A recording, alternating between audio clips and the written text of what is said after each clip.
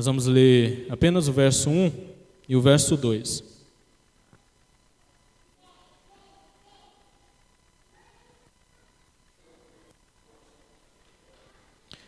Efésios capítulo 5.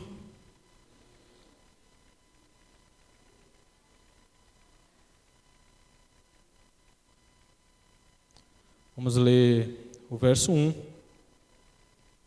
e o verso 2 desse texto. Todos encontraram? Diz assim: Sede, pois, imitadores de Deus, como filhos amados, e andai como também Cristo nos amou e se entregou a si mesmo por nós, como oferta e sacrifícios em aroma suave. Vamos orar, pedindo ao Senhor para nos conduzir? Pai, por misericórdia e graça, nos ajuda a entendermos a palavra, a sermos então edificados pela Tua palavra, possamos aprender um pouco mais das Sagradas Escrituras, que esse texto venha falar ao nosso coração e que nós possamos ser ensinados, exortados, corrigidos, que isso venha ficar as nossas vidas e possa moldar o nosso modo de viver e de agir diante do Senhor. Que o Espírito nos ajude. É no nome de Jesus que nós oramos ao Senhor. Amém. Meus irmãos, o capítulo 5 de Efésios, ele continua no mesmo ritmo dos ensinos práticos que a gente tem nessa carta. E o que ele faz então? Ele ajuda nós a entendermos o que nós podemos fazer diante daquilo que Cristo já fez por nós. Esses dois versos iniciais do capítulo 5, eles nos apresentam uma espécie de sumário de tudo aquilo que vai ser ensinado no capítulo 5 dessa carta. E já de antemão, esse capítulo ele é muito importante porque ele traz instruções bem pertinentes para a nossa vida fora da igreja, para o nosso ambiente familiar, para a nossa tratativa no ambiente familiar e para a nossa conduta no ambiente familiar. Ao mesmo tempo que esse texto ele faz essa espécie de sumário de tudo aquilo que vai ser dito no capítulo 5, ele também está intimamente ligado ao texto do capítulo 4, do verso 25 ao verso 32, e especificamente no verso 32. O verso 32 do capítulo 4, vocês podem olhar para esse verso aí, e vocês vão ver que ele nos ensina a sermos benignos, compassivos e a perdoarmos os nossos irmãos, assim como nós fomos perdoados em Jesus Cristo. E o ensino desse versículo é muito claro para nós. A ideia do apóstolo Paulo aqui é a seguinte: assim como Deus nos tratou com misericórdia diante das nossas mazelas e diante dos nossos pecados, nós também precisamos tratar com misericórdia e com amor aqueles que porventura venham falhar com cada um de nós. Em outras palavras, o apóstolo Paulo aqui ele está enfatizando que a ação de perdoar de Deus, que foi feita para mim e para com vocês, é o motivo mais claro que nós temos para conceder o perdão para o próximo, por pior que tenha sido a ofensa dele contra a gente. Então é porque Deus nos perdoou, e Ele fez isso com grande misericórdia, com grande graça e com grande amor, que nós então somos impulsionados também a perdoar os nossos irmãos, o nosso próximo.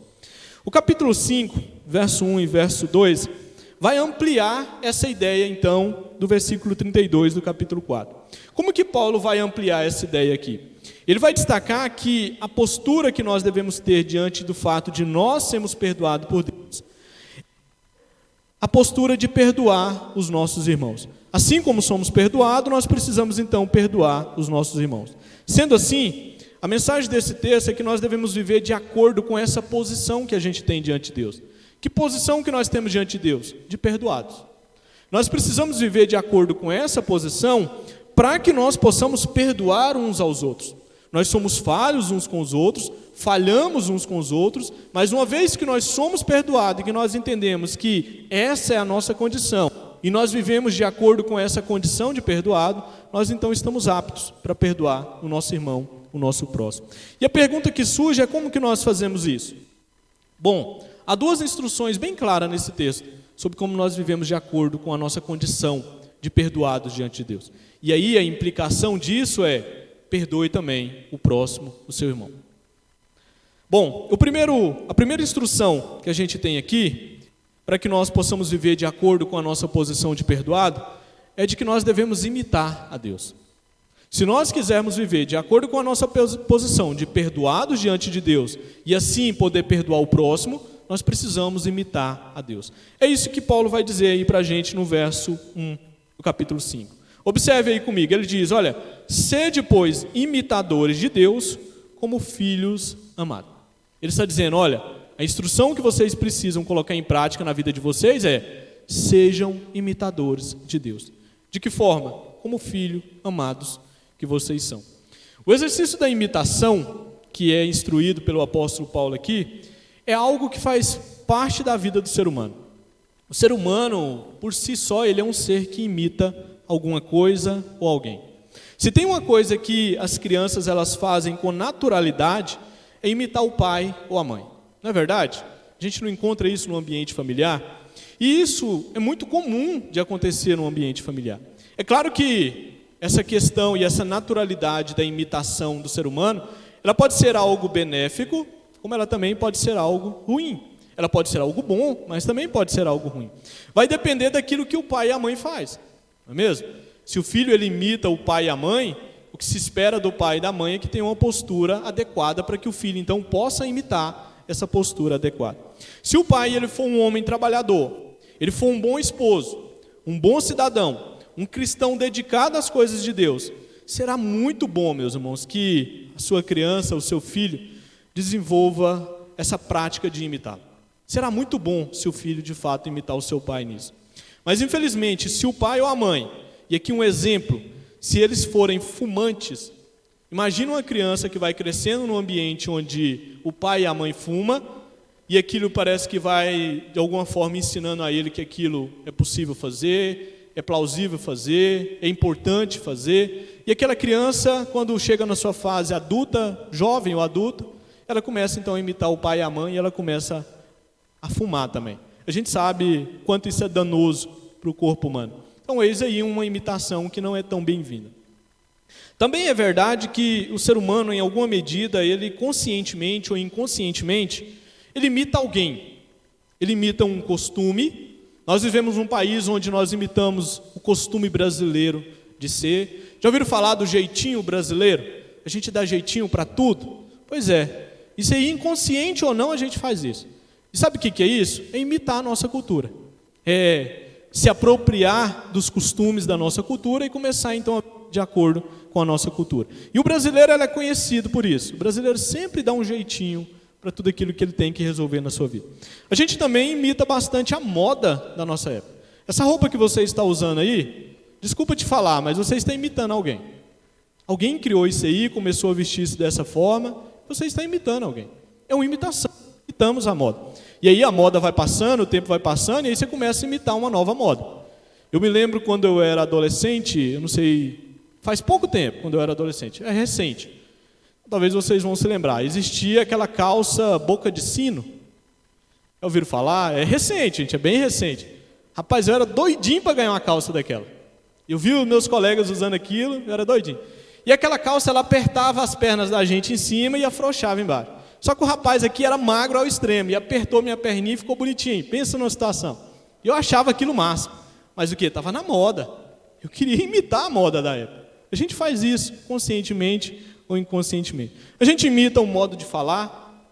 Às vezes você fica muito com uma pessoa que gosta de falar o né, e você vai imitando a pessoa naquilo. Eu tenho amigos aqui, bem próximos aqui, que gostam de falar o né, e se você não tomar cuidado, você também aprende, né? Não é? Né?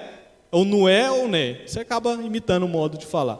E por aí vai. A gente é realmente um ser que gosta de imitar. Às vezes também a gente imita por admiração. Eu me lembro de alguns professores do seminário, pessoas que são, ainda hoje, extremamente dedicados, estudiosos da palavra de Deus, e como eu quero imitar esses professores ali do seminário. Às vezes você quer imitar tanto que se você não parar para perceber, você começa a falar igual a eles. Os trejeitos deles para falar, você quer falar igual a eles. E a gente tem que tomar cuidado, porque você não precisa ser uma réplica de ninguém. Deus chama que você é, para agir do jeito que você é. Mas a gente gosta e por admiração, a gente imita um professor ou alguém que a gente tenha alta consideração na nossa vida. Então, fiz questão de destacar isso aqui, porque o exercício de imitar não é algo muito do ser humano. Mas, sejamos sinceros, a exortação bíblica aqui, ela é extremamente ousada. O apóstolo Paulo diz que nós precisamos imitar quem?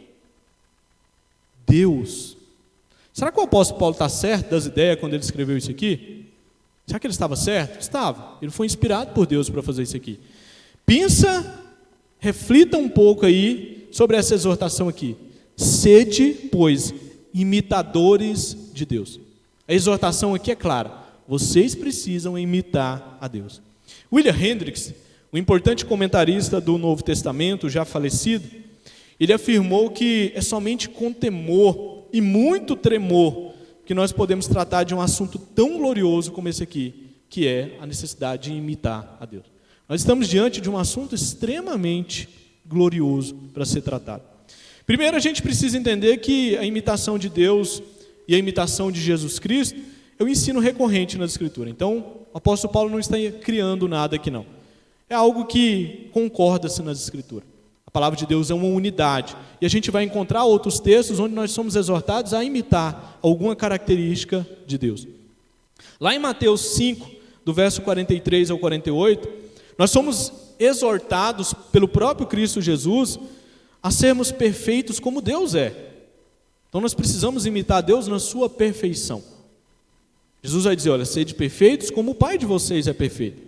Lá em 1 Pedro, capítulo 1, verso 16, nós somos exortados a imitarmos a Deus na sua santidade. Pedro vai dizer, olha, sede santos, porque Deus é santo. E essa é uma afirmação lá de Levítico, do Antigo Testamento. O apóstolo Paulo vai fazer uma citação, o apóstolo Pedro, melhor dizendo, vai fazer uma citação para dizer, olha, vocês precisam ter essa característica na vida de vocês. Imitem a Deus na sua santidade.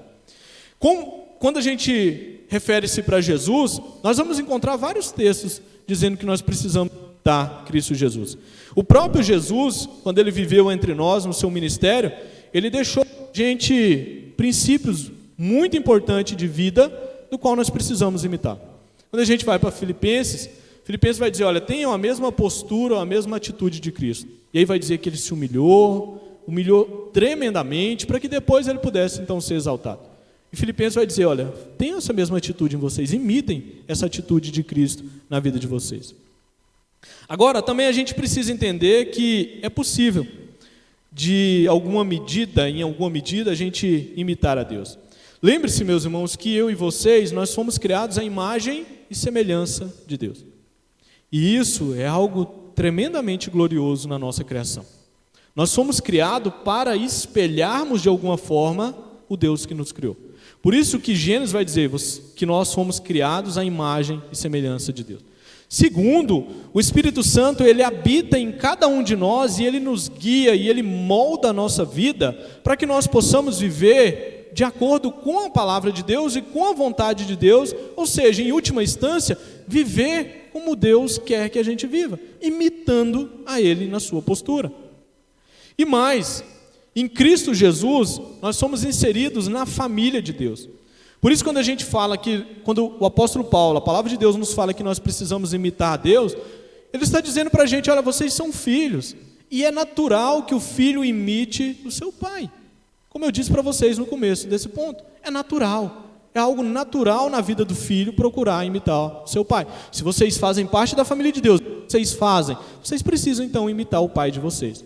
A pergunta que fica aqui para a gente é, em que sentido nós devemos imitar a Deus? A gente não deve imitar a Deus criando o universo, porque a gente não vai fazer isso, não vai conseguir fazer isso. Não adianta tentar. A gente também não vai conseguir imitar a Deus ressuscitando mortos. Não vamos conseguir fazer isso. Não vamos conseguir imitar a Deus também criando céu e terra. Não vamos conseguir imitar a Deus salvando pessoas do inferno. Não vamos conseguir fazer isso. Nesse ponto, a gente não consegue imitar a Deus. Mas há um sentido aqui que nós precisamos e nós devemos imitar a Deus. E o sentido aqui, ele é explicado no próprio verso 1. Nós devemos imitar a Deus em seu amor, pois nós somos filhos amados dele. A imitação que o apóstolo Paulo está requerendo de nós aqui é: demonstrem amor uns pelos outros. E aqui você começa a entender o quanto que esse verso está ligado ao verso anterior. Deus perdoou cada um de nós, mostrou a sua misericórdia e a sua graça. Agora vocês que vivem nessa condição de perdoado, para que vocês consigam perdoar o próximo, vocês precisam imitar a Deus no amor que Ele direcionou para os pecadores. É assim que vocês precisam imitar a Deus. Se você quer perdoar alguém, está aqui, meus irmãos, o caminho, a dica. Imitem a Deus no amor de Deus. Imitem o amor de Deus. É através do amor que você vai conseguir perdoar a ofensa de um irmão. Quando a gente vai para Romanos 5, verso 5, o próprio apóstolo Paulo diz que o amor de Deus ele foi derramado em nosso coração pelo Espírito. Então, imitar o amor de Deus é fazer algo que já faz parte de nós. O Espírito Santo de Deus derramou o amor de Deus no meu e no seu coração. Então, é agir de acordo com aquilo que já preenche o nosso coração, que é o amor de Deus. Amar o próximo, aquilo que já faz parte do seu coração. Então, a ideia aqui é simples. Vocês são filhos amados de Deus. E por causa disso, amem cada um no ambiente de vocês. Seja aqui dentro da igreja e seja fora da igreja. E a implicação disso aqui é: perdoe o seu irmão. Esteja pronto para perdoar o seu irmão. Ao fazermos isso, meus irmãos, nós estamos imitando a Deus. Nós precisamos perdoar os nossos irmãos, porque primeiramente nós somos perdoados. E esse aqui, meus irmãos, é a grande diferença do cristianismo das demais religiões. O cristianismo, ele primeiro apresenta para a gente o indicativo. Paulo está dizendo: olha, vocês são perdoados. Cientes disso, aí vem o imperativo, a ordem: perdoe uns aos outros. As outras religiões primeiro vem e diz: olha, faça isso, e ao fazer isso você vai conquistar isso. A palavra de Deus vem e mostra para a gente: não, vocês já têm isso aqui, vocês já são perdoados. Vocês, uma vez que são perdoados, vocês agora devem perdoar as pessoas. Quando a gente fala de salvação, no cristianismo a salvação ela é diferente de todas as outras religiões. As outras religiões, olha, faça isso, faça aquilo, e assim você então vai ser salvo diante de Deus. O cristianismo não, ele vem e diz para a gente: olha, você é salvo. Cristo Jesus morreu na cruz do Calvário por você. Agora, uma vez salvo, viva como um salvo na terra. Aí sim vem o imperativo. Então essa é a grande diferença do cristianismo para a vida dos cristãos. Uma vida fundamentada no amor, meus irmãos, é de vital importância para os nossos relacionamentos, como irmãos e como povo de Deus, aqui dentro da igreja e fora da igreja. Lá em 1 Coríntios 8, verso 1, o apóstolo Paulo enfatiza que o amor é algo que edifica. Se tem algo que edifica uma igreja, a existência de uma igreja, é a prática do amor, o exercício do amor de uns para com os outros. Isso edifica e edifica muito uma igreja. Isso torna uma igreja sadia diante dos olhos de Deus. Mas aqui é uma observação que a gente precisa fazer para encerrar esse primeiro tópico. A gente precisa tomar cuidado para não imitar a Deus tendo apenas um sentimento de amor. E eu vou explicar isso aqui para vocês. É possível encontrar pessoas, e a gente encontra aos montes, que abertamente dizem: olha, eu amo o próximo. Eu amo o próximo. No entanto, essa declaração ela corre o risco de ficar apenas no âmbito sentimental e declarativo, mas jamais evidenciar-se na prática. A gente falou isso aqui na quarta-feira. Amar quem está longe é muito mais fácil do que amar quem está próximo. Eu usei um exemplo. Às vezes você ama uma pessoa que está longe, você fala: nossa, eu amo demais aquela pessoa. Já tem 15 anos mais ou menos que você não vê ela. Aí você diz: eu amo demais aquela pessoa. Mas se você ficar um mês com ela, parece que o amor vai embora. Amar o próximo, meus irmãos, não é uma tarefa fácil. Se fosse fácil, Paulo não estaria aqui, a palavra de Deus não estaria exortando: olha, imitem a Deus na prática do amor. E às vezes a gente fica só na declaração, somente no âmbito sentimental, de dizer: não, eu amo o pastor dessa igreja, eu amo os presbíteros dessa igreja, eu amo demais o pessoal daquela igreja. Mas aí fica só no âmbito sentimental ou no âmbito declarativo. A gente precisa levar isso para a prática. É para a prática que nós precisamos levar o exercício do amor, para que nós possamos de fato conseguir liberar perdão uns para os outros e fora aqui dessas quatro paredes. É por isso que no verso 2, o apóstolo Paulo ele vai reforçar essa primeira instrução, dando uma segunda instrução que é ligada a essa instrução. E aí a gente entra então na segunda e última instrução desse texto. Qual que é? Além de imitar a Deus, que é colocado para a gente no verso 1, nós precisamos também viver em amor. Nós precisamos imitar a Deus no exercício do amor, mas Paulo ele vai ampliar e vai dizer, nós precisamos viver em amor. Olha o que diz o verso 2. E andai em amor, como também Cristo nos amou e se entregou a si mesmo por nós, como oferta e sacrifício a Deus em aroma suave. Note que o apóstolo Paulo está dizendo, olha, nós precisamos andar em amor. O que ele está querendo dizer aqui com andar em amor? A ideia aqui é que nós precisamos ter um estilo de vida. Nós precisamos vivenciar o amor na prática.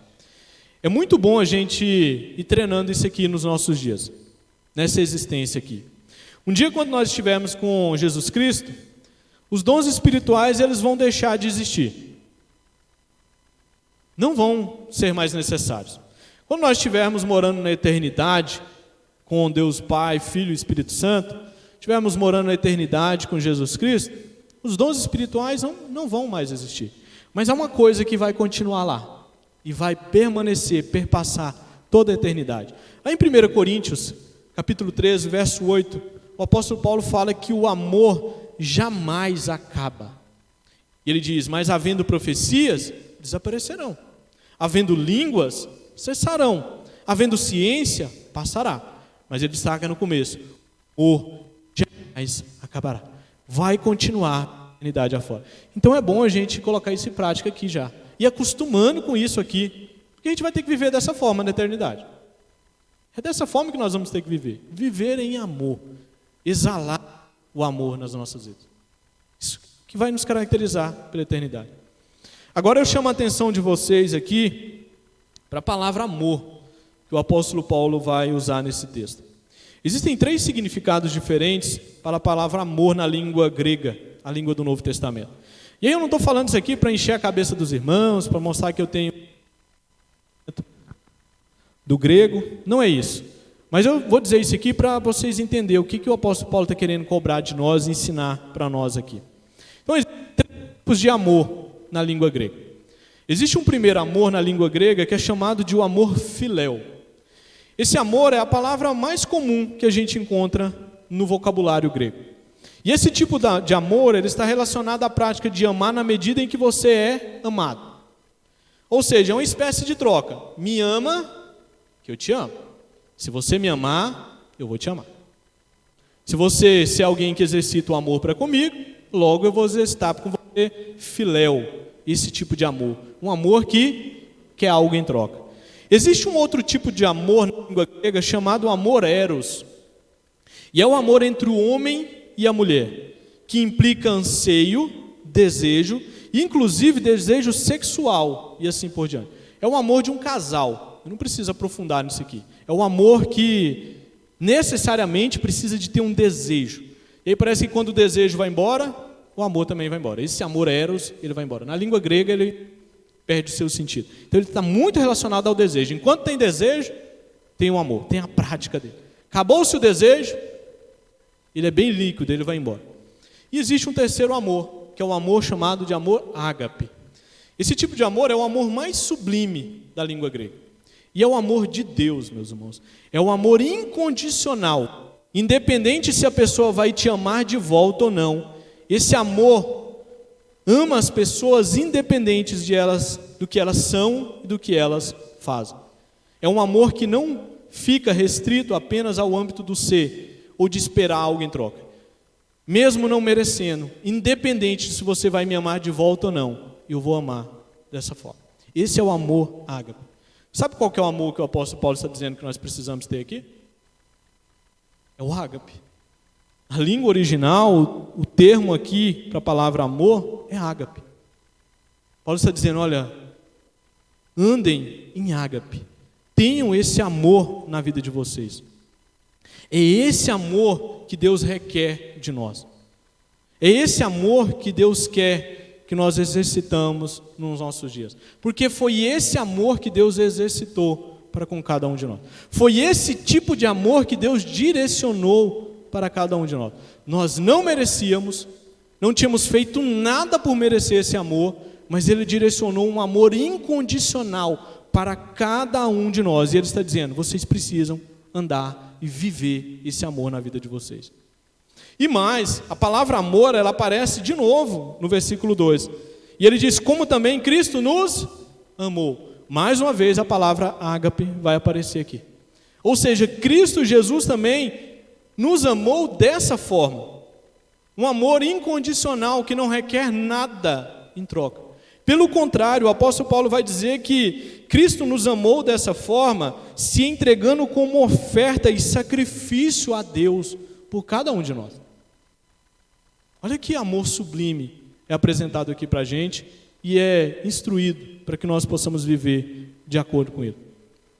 Cristo Jesus nos amou, meus irmãos, com o amor mais perfeito que existe. Ele nos amou incondicionalmente, sem merecermos nenhuma pontinha do seu amor, nem 0,1% do seu amor. O seu amor foi tão perfeito que ele se fez sacrifício por cada um de nós. Por que Cristo fez isso? Para mostrar a cada um de nós, tanto o seu amor como o amor do Pai, que foi direcionado para perdoar os nossos pecados. Toda essa ação de Cristo, ela visa demonstrar para cada um de nós o amor que Deus direcionou para a nossa vida. Lá em Efésios 2, verso 4, Paulo frisa isso.